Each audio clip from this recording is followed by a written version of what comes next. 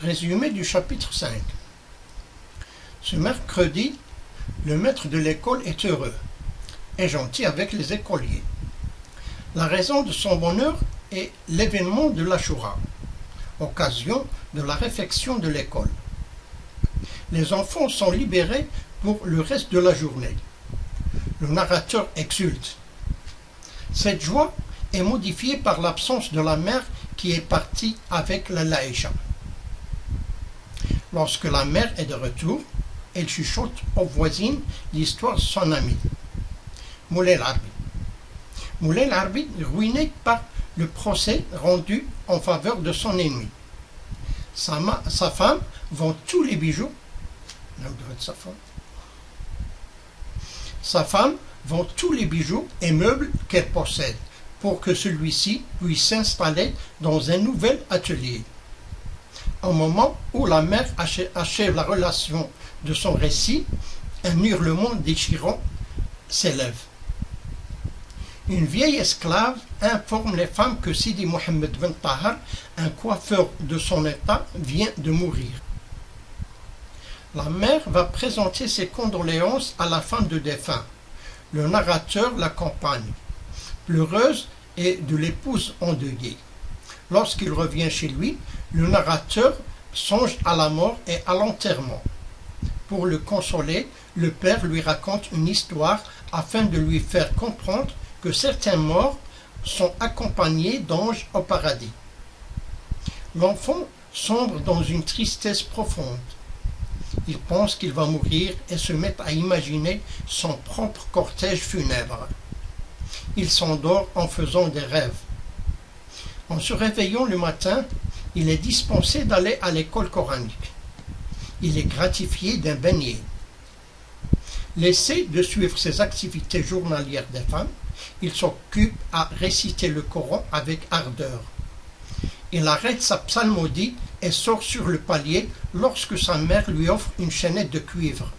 Mais le chat amaigri de Zineb lui vole la chaîne qu'il a nettoyée avec une grande application et s'enfuit. Croyant que c'est la fillette qui l'a chargé de la lui voler, il se précipite alors sur elle et une violente dispute éclate les deux ennemis. Information. Mort d'un voisin, Sidi Mohammed ben Tahar. Cauchemar et délire. Symbolisme de la boîte à merveilles. La boîte à merveilles se transforme en cercueil. Délire. Lieu. La maison mitoyenne à Darchouafa, la maison du narrateur.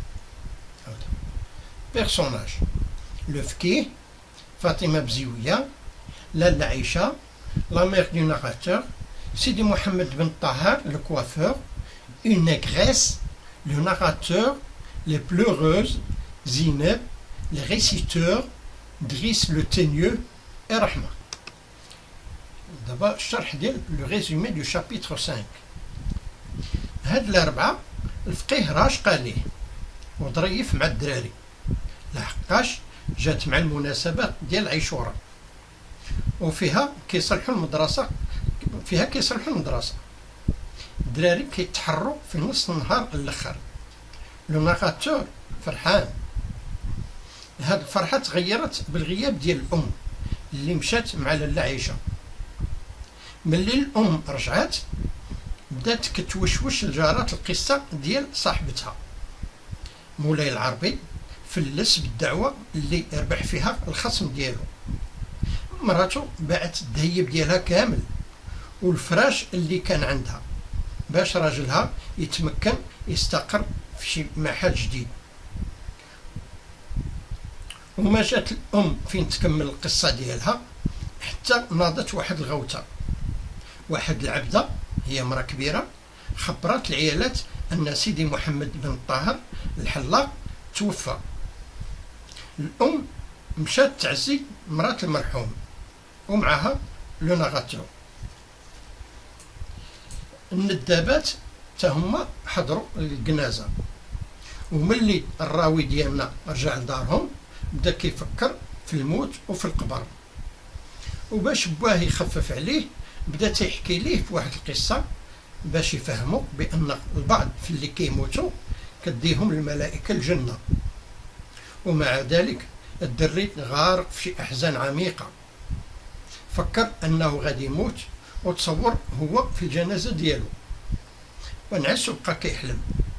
وملي فاق في الصباح سمحوا ليه باش ما يمشيش للمدرسة القرآنية.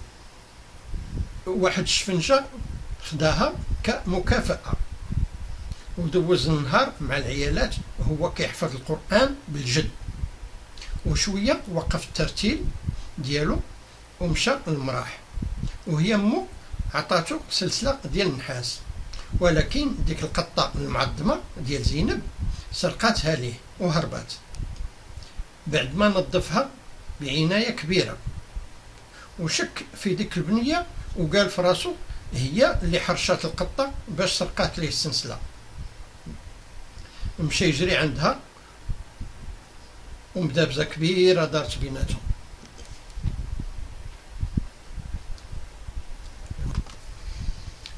Résumé du chapitre 6.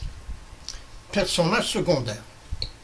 Lalla Khadija, femme de l'oncle Uthman, un vieil homme, elle est beaucoup plus jeune que lui, jeune et charmante.